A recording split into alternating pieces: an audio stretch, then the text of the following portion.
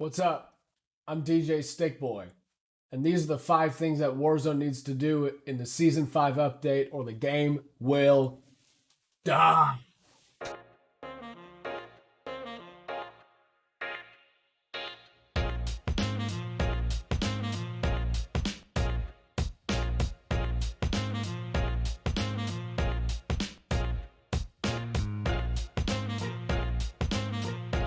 Let's get into it.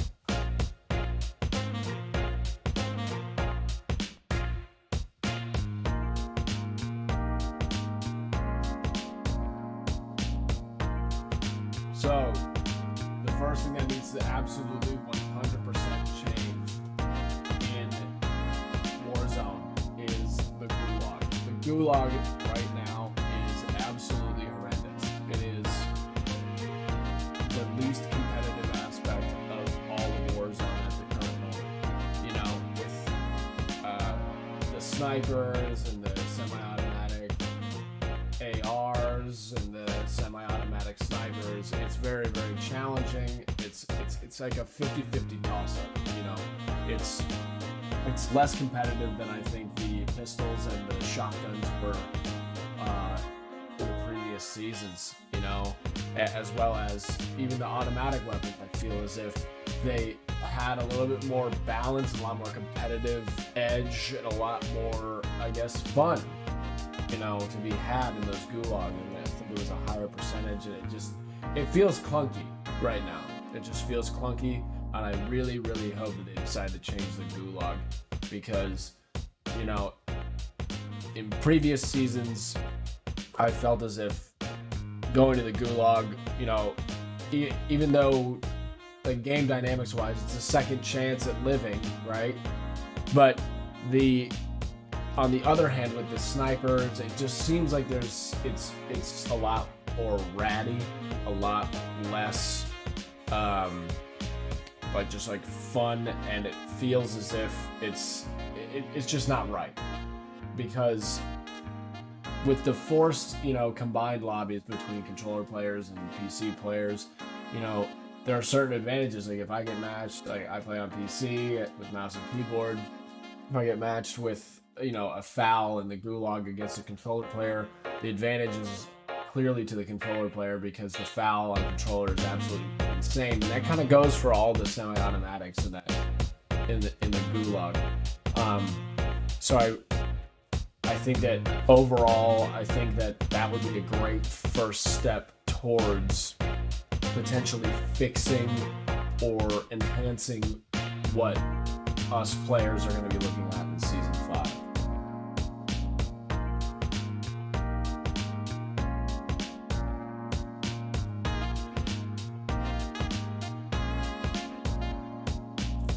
The next thing that I want to list is gun balance. Clearly, as we all know, now there are a lot of overpowered weapons right now in Warzone, like the MP5 fire at range, the Growl, the Bruin, the M4. It seems like every gun in this game, I mean, if you max level every gun is pretty nuts, but the Bruin is just, and the Growl, even after the nerf, are just completely out of control. They're still just completely over the top with these guns, and you know, it's hard as a player, having to assume at all times that everybody has their loadout. Everybody has this crazy kit, you know?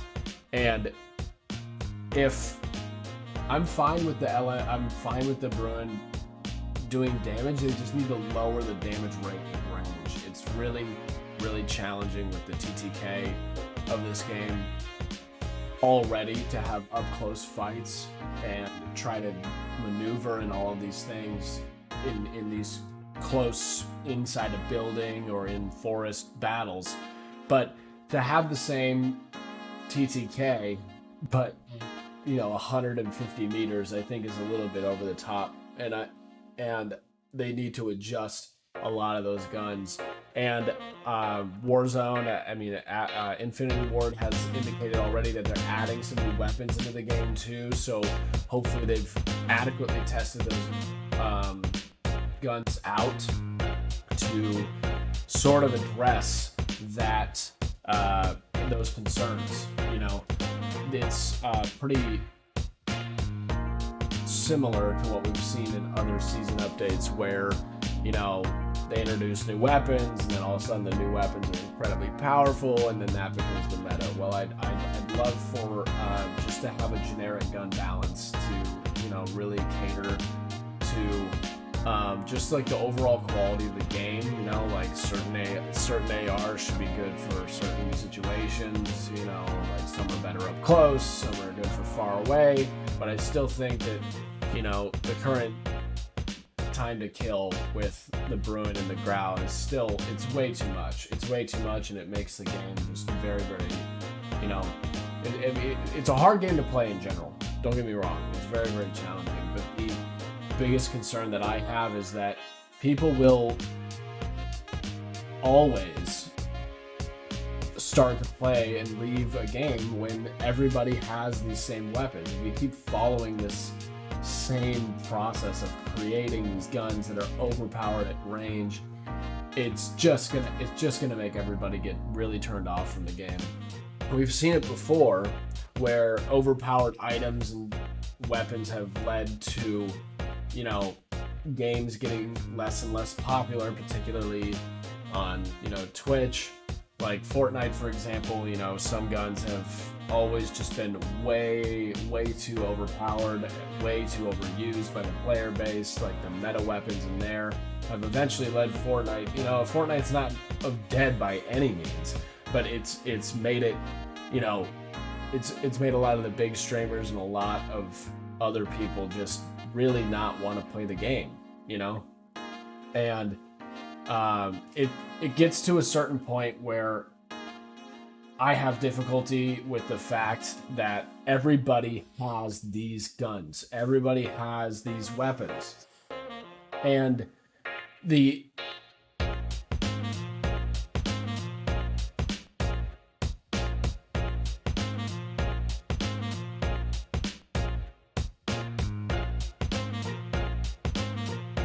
point I'm trying to make kind of leads into the third thing that I think they need to change, which is loot rarity.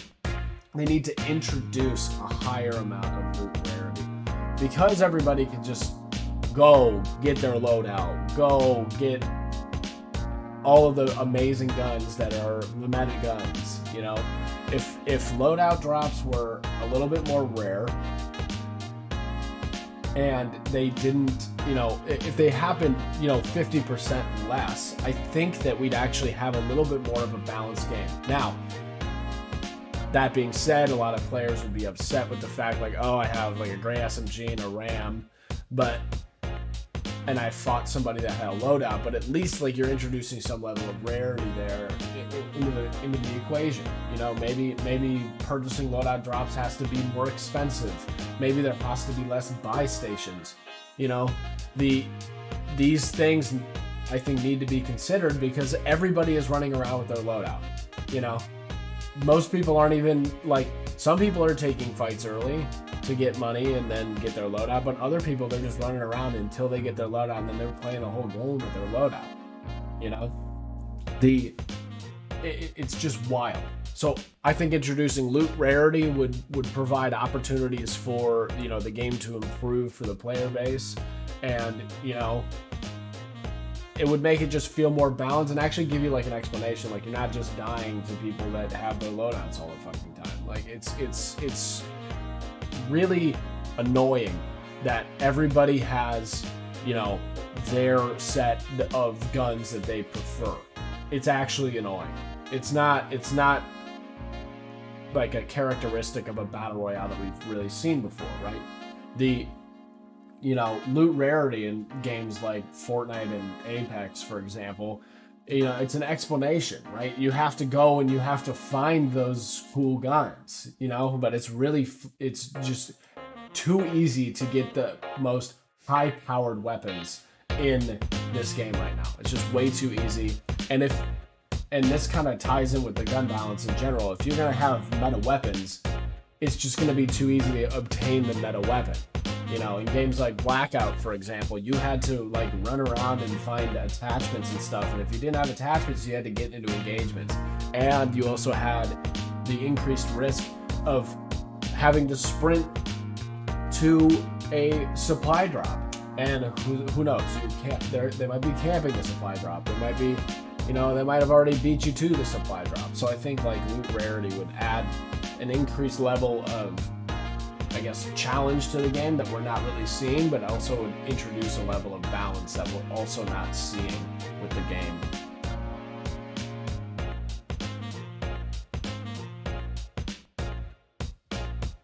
Currently.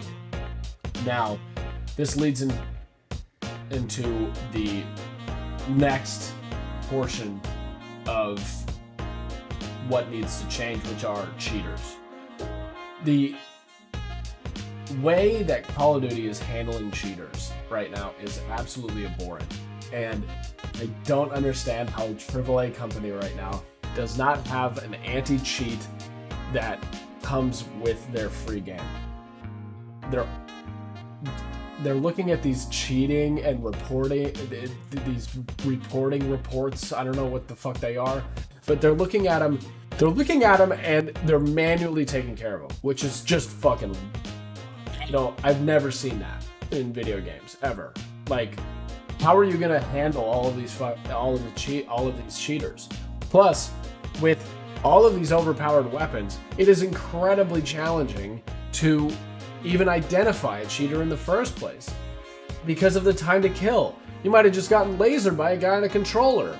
You might have just gotten fucking tracked in the sky by an amazing, you know, mouse and keyboard player. And it's crazy that all of these things kind of tie together. But the aspects of the game already are like conducive of not generating good reporting on cheating because of the time to kill with every gun in the game. So why not install an anti-cheat to just start resolving these issues? You know, there's no reason, there should be no reason that there is a guy on your leaderboard, like in the top 10 players in the world, named Gonna Get Banned, who has an average kills of like 20 and like has like a KD of 20 and like his average kills per game of 46, and you're not immediately banning this guy? Like there's people in their leaderboard that they're not banning. If they truthfully care about their game and they care about the success of their game, they need to install an anti-cheat so that these people go away. Or at least they have to go through the process of making another account and re-downloading the game and all this kind of stuff, because it's starting to get out of control. And you see cheaters at all levels of the game. It's not just the highest SPNM lobbies. You see them everywhere. Absolutely everywhere. So, you know, I think they need to do a much better job of that. And if they need to 100% change that before the game dies. And Season 5 is a great opportunity for that.